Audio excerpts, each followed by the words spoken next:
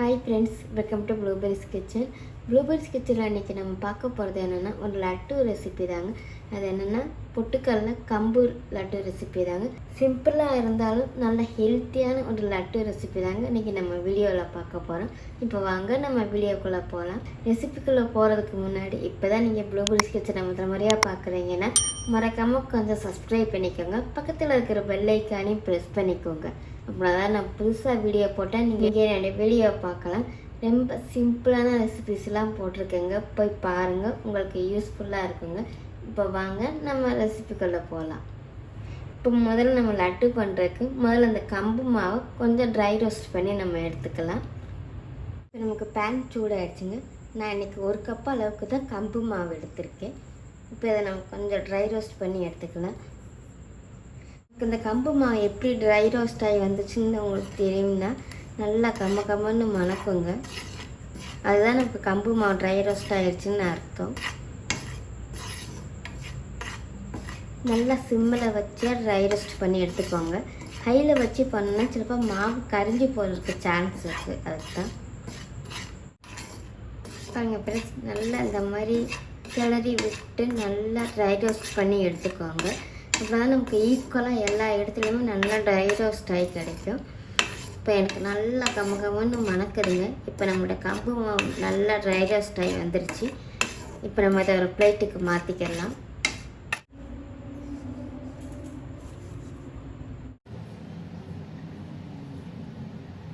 இப்போ நான் இதே பானில் 1/4 கப் அளவுக்கு பொட்டுக்கடலை எடுத்து வச்சுருக்கேங்க. பொட்டுக்கடலை ட்ரை ரோஸ்ட் பண்ணும்போது பேனில் ஒரு மாவுமே இல்லாமல் நீங்கள் பார்த்துக்கோங்க. இது நமக்கு லைட்டாக சூடாகி வந்தால் போதும்.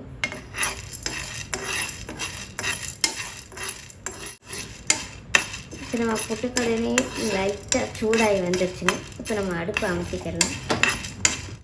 இப்போ இது நல்லா ஆறட்டுங்க. இப்போ நான் பொட்டுக்கடலை ஒரு மிக்ஸி ஜாருக்கு மாற்றியிருக்கேங்க. இது நல்லா ஆறிடுச்சு. வாசனைக்காக நான் 2 ஏலக்காய் சேர்க்குறேங்க. லட்டுக்கு தேவையான அளவு சீனி. நான் இப்போ லட்டு கொஞ்சம் டேஸ்ட்டாக இருக்கிறதுக்காக ட்ரை நட்ஸ்லாம் சேர்க்குறேங்க. முந்திரி, பாதாம் இந்த மாதிரி சேர்க்குறேங்க.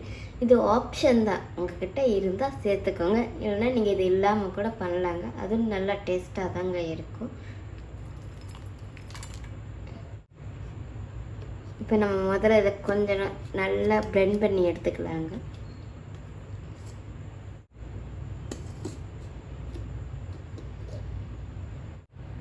நான் இப்போ பொட்டுக்கடலை சீனி எல்லாத்தையுமே நல்லா பவுடராக பிளெண்ட் பண்ணி எடுத்துகிட்டு வந்திருக்கேங்க.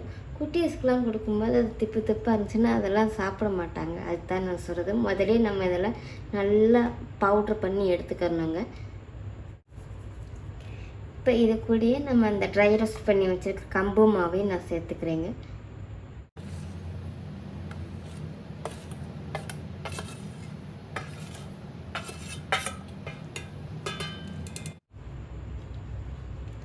இப்போ இதையும் நல்லா பிளெண்ட் பண்ணி எடுத்துக்கலாங்க. எல்லாமே நல்லா ஈக்குவலாக மிக்ஸ் ஆகி வர்றதுக்காக.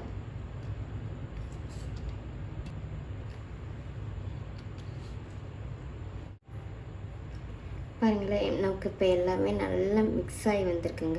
இப்போ நம்ம லட்டு பிடிச்சிக்கலாம்.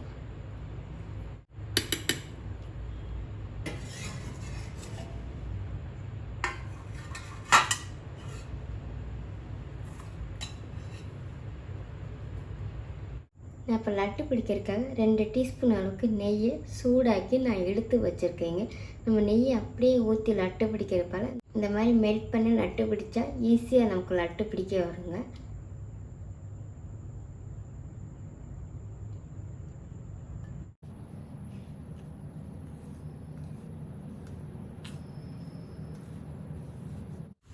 பாருங்களேன், நான் இப்போ நெய்யையும் மாவையும் நல்லா மிக்ஸ் பண்ணி எடுத்துட்டேங்க.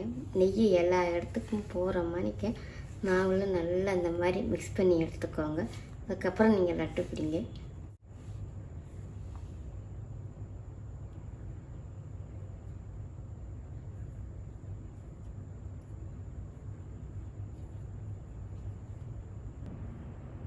பாருங்கள் ஃப்ரெண்ட்ஸ்,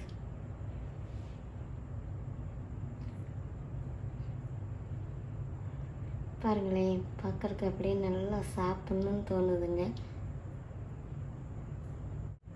சிம்பிளாக இருந்தாலும் நல்ல ஹெல்த்தியான ஒரு லட்டு தாங்க இது.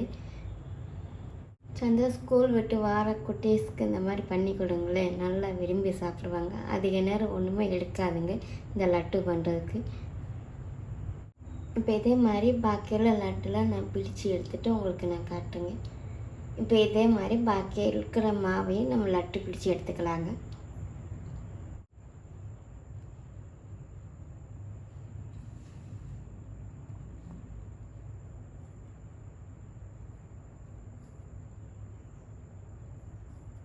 இப்போ நான் சொன்ன மாதிரி எல்லா மாவையும் நான் லட்டு பிடிச்சி எடுத்துகிட்டேன்.